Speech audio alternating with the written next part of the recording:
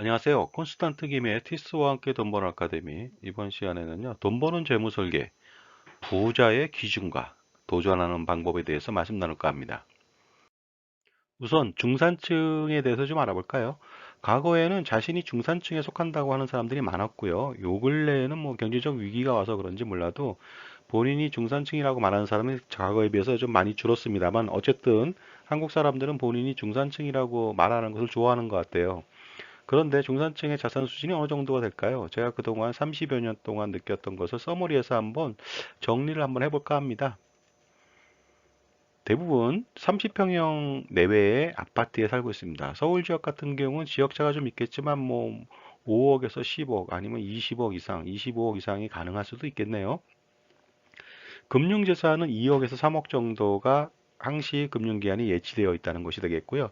연소득은 혼자 벌거나 둘이 벌거나 합쳐서 1억 원 이상은 벌고 있다는 것이 되겠고요. 채무는 없습니다. 물론 중형차 이상을 운행하고 있죠. 가지고 있고요. 그 다음에 일부는 콘도 같은 경우나 아니면 오피스텔 같은 경우를 가지고 있는 경우도 있고요. 조금 더 앞서가는 사람이라면은 뭐 골프 회원권까지도 가지고 있지 않을까 이런 생각이 듭니다. 자, 부자 기준은 또 어떻게 될까요? 전 세계 부자들이 많이 있고 우리나라도 많이 있는데요. 대표적인 부자 한번 알아보도록 하겠습니다. 테슬라 CEO죠. 일론 머스크입니다.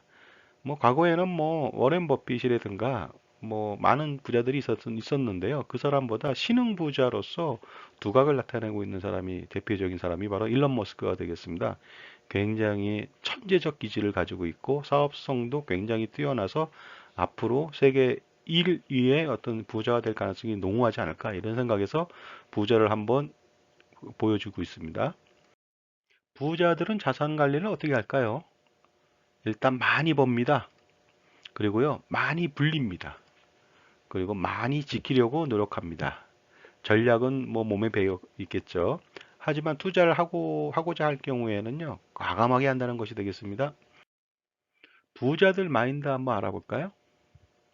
작은 돈은 아끼지만 큰 돈은 배팅에 아끼지 않습니다. 예전에 7, 80년대 복부인들의 특성하고 비슷합니다. 복부인들이요. 집에서 가정주부로서 생활할 때는 콩나물값을 깎아달라고 시장에서 막 실갱이를 벌립니다. 하지만 좋은 곳에 부동산이 나왔다, 매물이 나왔다, 그러면요, 거금을 투자합니다. 이에 반해서 남편들은 어떻게 하는지 아십니까? 정반대입니다. 술집에서 팁을 예를 들어서 5만 원, 10만 원을 막 씁니다. 하지만 집을 사고자 할 때 몇 억짜리다 그러면요 굉장히 주저하는 경우가 있는데 그 복부인들 자기 부인하고는 전혀 다른 양상을 띠고 있다. 그래서 복부인들이 부자 될 가능성이 높고 회사원들이 어떻습니까? 통이 큰 것 같지만 실질적으로 투자에는 굉장히 인색하거나 주저하는 경우가 많다 보니까 부자 될 확률이 좀 떨어질 수가 있지 않을까 생각합니다.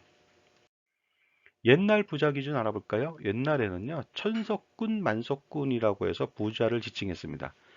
예전에 우리나라 같은 경우에는 뭐 산업공상이 있었지만은 저기 농자지 천하지 대본, 농자 천하지 대본이라고 해가지고 쌀 문화다 보니까요, 쌀을 어느 정도 수확하느냐, 어느 정도 가지고 있느냐에 따라서 부자다 아니다를 평가할 수가 있을 것 같아요. 그 쌀을 재배할 수 있는 논이나 기타 채소를 가꿀 수 있는 밭이나 이런 것들을 많이 가지고 있으면 부자가 되겠는데 예전에 뭐 천석군, 만석군이라고 했는데요. 천석과 만석군 한번 비교해 볼까요? 일석은 한 석은요 쌀 거의 두 가마에 가까운 144kg를 말합니다. 그렇다면 144kg의 만석군이다. 그러면 만을 곱하면 되겠죠? 그러면 한 해에 144만 킬로그램의 쌀을 수확할 수가 있습니다. 자기가 갖는 거죠. 그리고 그것을 80kg 가마로 나누면요. 18,000 가마 정도가 됩니다. 엄청난 그 양이죠.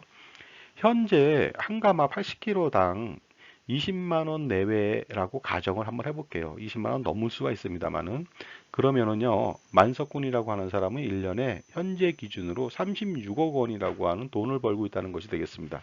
이 돈 다 못 쓰겠죠? 그러니까 뭐 10년, 20년, 100년 막 지나면 엄청난 부를 축적할 수가 있다는 것이 되겠습니다.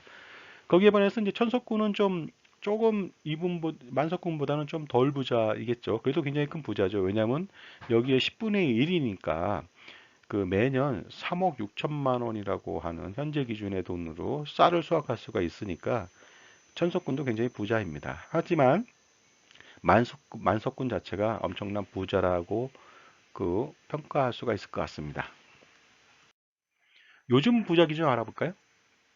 요즘 부자 기준은요, 미국의 기준이 되겠습니다. 그래서 100만 달러 이상을 즉시 투자할 수 있는 금융 상품을 가지고 있는, 금융 자산을 가지고 있는 사람들입니다.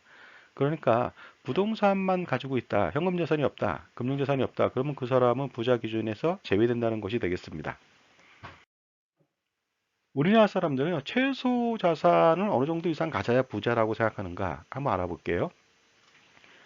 10여 년 전에는 50억 이상은 돼야지 부자다. 예를 들어서 부동산이 뭐 3, 40억 되고 금융자산이 10억, 20억 되고 이런 걸 말하는 것이 되겠습니다. 근데 뭐 10년이 지나다 보니까요. 물가 상승률이나 부자에 대한 인식이 좀 바뀌고 하다 보니까 기대치가 좀 높아졌죠. 한 70억 원 정도 이상은 돼야만 부자라고 평가하는 것 같습니다.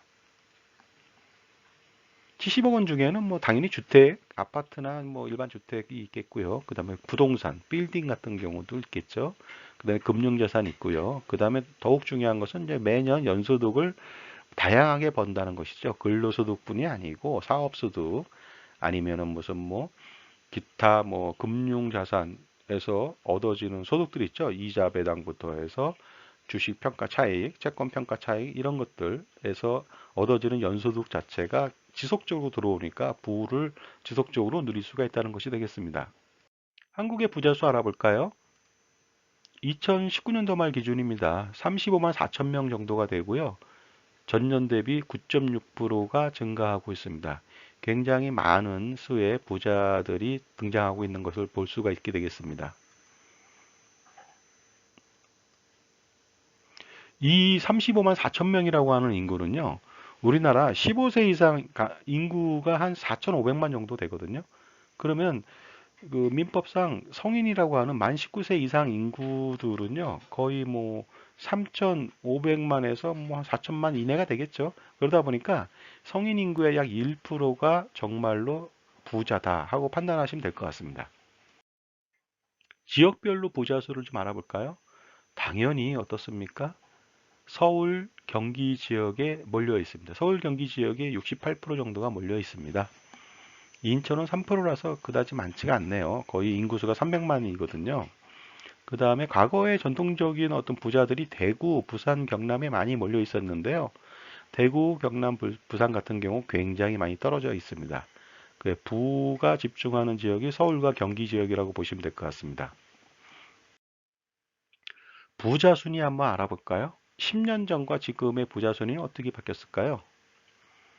자, 2010년도 기준 보시게 되면요. 이건희 회장, 정몽구 회장, 이재용 부회장, 뭐 정몽준 회장, 신창재 회장, 신동빈 회장, 이명희 뭐 회장, 정의선 회장, 신동주 뭐 부회장인가요? 최태원 회장.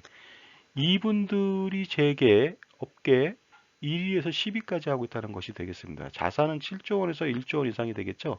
근데 10위까지 이 사람들이 모두가 다 자수성가해서 부자 된 사람 한 명도 없습니다. 모두가 다 상속에 의해서 부자가 됐다는 것이죠.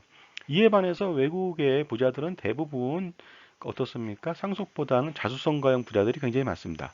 근데 우리나라도 2020년, 10년이 지난 시점에 보니까요.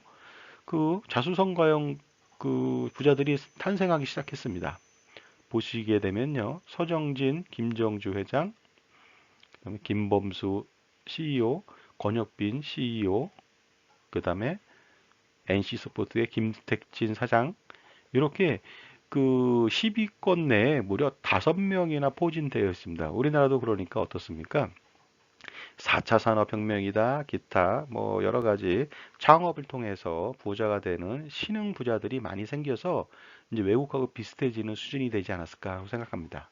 이런 거 보시게 되면은 전통적 부자보다는 어떻습니까? 자수성가형 부자가 많이 출현하니까 현재 전통적 부자가 아닌 사람들은 상속에 의해서 부자가 안 된 사람들은 아직 기회가 많을 것으로 판단되지 않겠습니까? 부자들은 자산 이전 계획을 갖고 있습니다. 그래가지고요.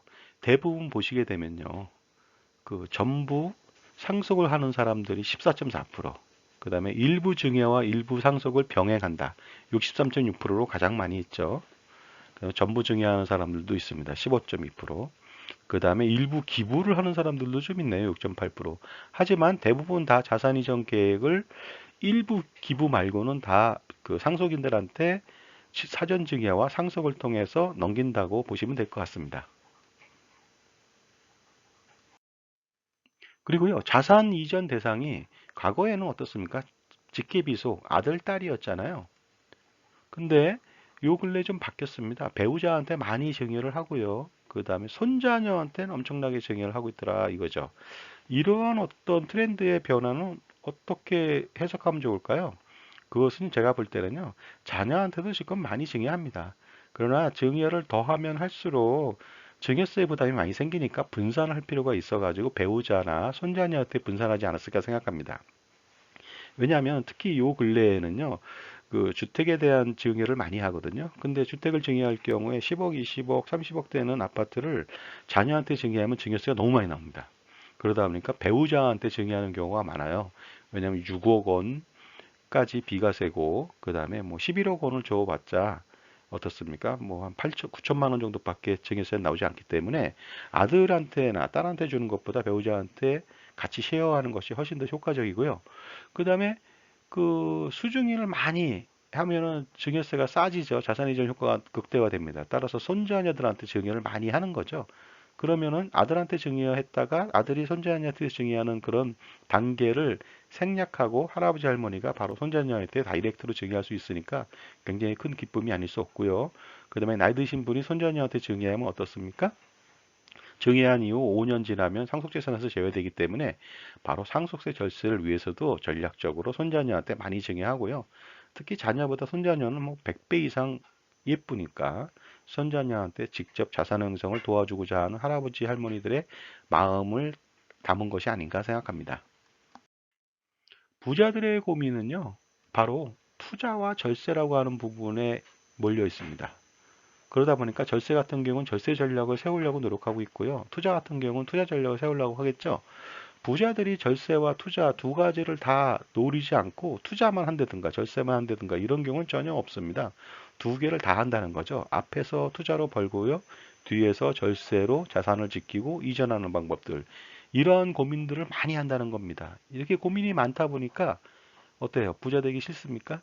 예전에 그렇잖아요. 천석구는 천 가지 고민이 있고 만석구는 만 가지 고민이 있다. 그럼 평범한 사람은 고민이 없을까요? 별로 없죠.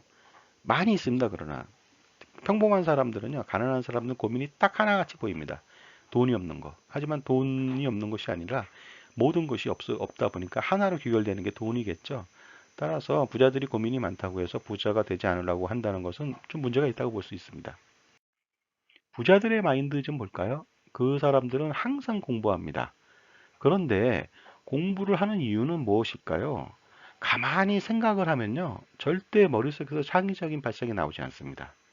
제 경험상 그렇습니다. 따라서 항상 공부를 하거나 책을 읽습니다. 그러면 책 속에서 부자의 길을 찾아가거나 생각이 번뜩번뜩 떠오른다는 것이 되겠습니다. 그래서 한 가지 예를 좀 들어드릴까요? 책을 많이 읽는다고 모두 다 CEO가 될 수는 없습니다. 하지만 CEO가 된 사람 중에서 책을 많이 읽지 않는 사람은 거의 없다는 거 반드시 주목해야 됩니다. CEO가 됐던 아니면 부자가 됐던 책과 공부는 항상 곁에 두고서 탐독한다, 탐닉한다고 보시면 되겠습니다. 그래서 부자의 기준은 뭐 즉각 투자할 수 있는 현금 자산을 100만 달러 이상 가진 사람들 어쩌고 저쩌고 하지만 플러스 알파를 해야 됩니다. 그것이 뭐냐? 항상 공부한다. 책을 항상 읽는다. 이것이 플러스 돼야 되지 않을까 생각합니다. 부자가 되려면요. 옛 성현들은 이런 말을 했습니다. 주역책에 나온 내용이거든요. 이섭대천. 이섭대천의 뜻은 무엇이냐? 큰 강을 건너야만 반드시 이롭다. 이런 내용이 되겠습니다. 큰 강을 건넌다는 것은 커다란 경험을 한다는 것이고 모험을 한다는 것인데요. 그 어려서는 공부에 최선을 다한다는 것이 되겠고요. 나이 들어서는 모험을 즐겨라. 투자를 즐겨라. 그런 것이 되겠습니다. 따라서 이러한 경험을 하지 않고서는 부자가 될 수 없는데요. 예를 들어서 안주하는 삶을 누린다든가 이런 것은 부자가 될 수가 없다. 그 다음에 변화 없는 삶을 누린다든가 이것 또한 마찬가지죠. 반드시 투자하는 삶을 누려야만 부자가 될 수 있다고 판단하는 것이 되겠습니다. 자, 지금까지요. 한국의 부자 기준과 부자가 되기 위해 도전해야 되는 어떤 필수 역량은 무엇인가, 덕목은 무엇인가에 대해서 알아봤습니다. 감사합니다.